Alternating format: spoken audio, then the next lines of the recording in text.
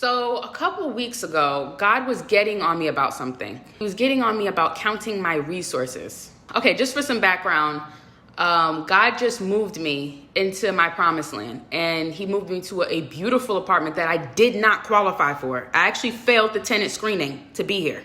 And this is a strict building. But he spoke on my behalf when they had a meeting about me, and they came back and said, for some reason, we want to approve you.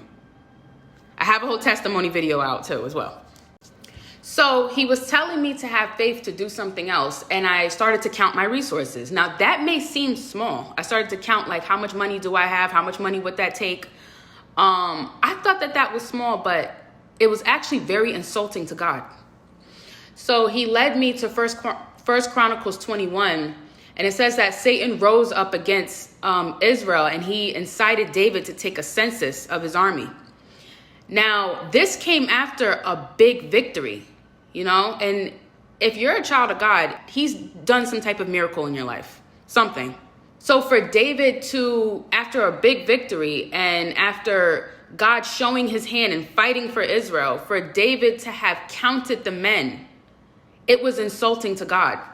So at first when I read this, I was like, well, God, why was that insulting? And then I looked up like really what a census was. So back then when they used to take a census, it was like to grow their army. Like it was to draft more men. But if God fights for you, why are you worried about what you have?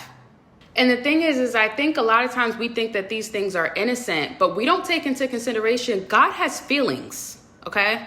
Let's say for the parents out there, if you're a parent and you feed your child, right? Your child never goes hungry.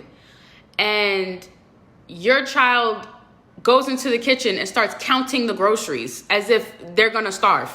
As if you're not a good parent, and as if you don't feed them every single day. Breakfast, lunch, and dinner.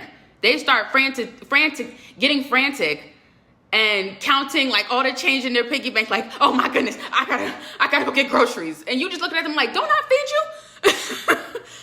God is not pleased with this. And I mean, trust me, I'm guilty of it. I just told you that he woke me up one day. I'm thinking he's gonna give me like a feel good, I'm like, oh, this is gonna be nice, it's gonna be something, No. He actually woke me up to tell me I am insulted. And I could not sit there and say, oh, well, I didn't mean it that way, God, or, oh, no, well, you know my heart. No, I had to repent because I did insult you. You moved me to this beautiful apartment, and even in my testimony, there's no other way that I could have gotten this apartment. And I'm still over here counting my resources, counting what I can do in my own might after you have shown your hand in my life. Honestly, it's deeper than we think.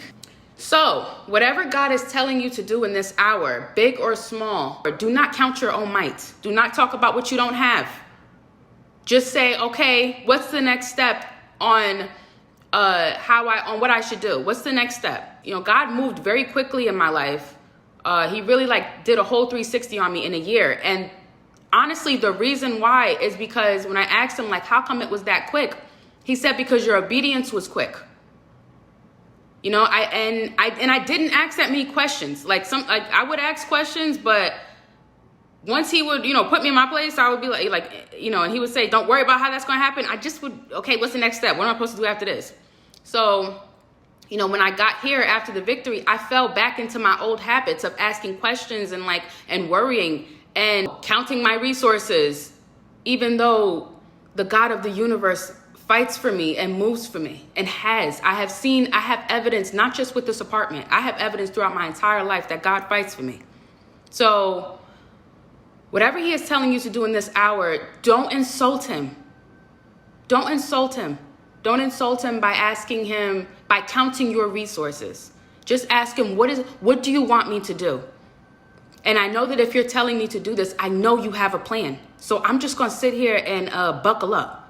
That's all you got to do. Buckle up, have faith, and be radically obedient. Because when you do that, he moves very quickly. God does not need time. Man needs time.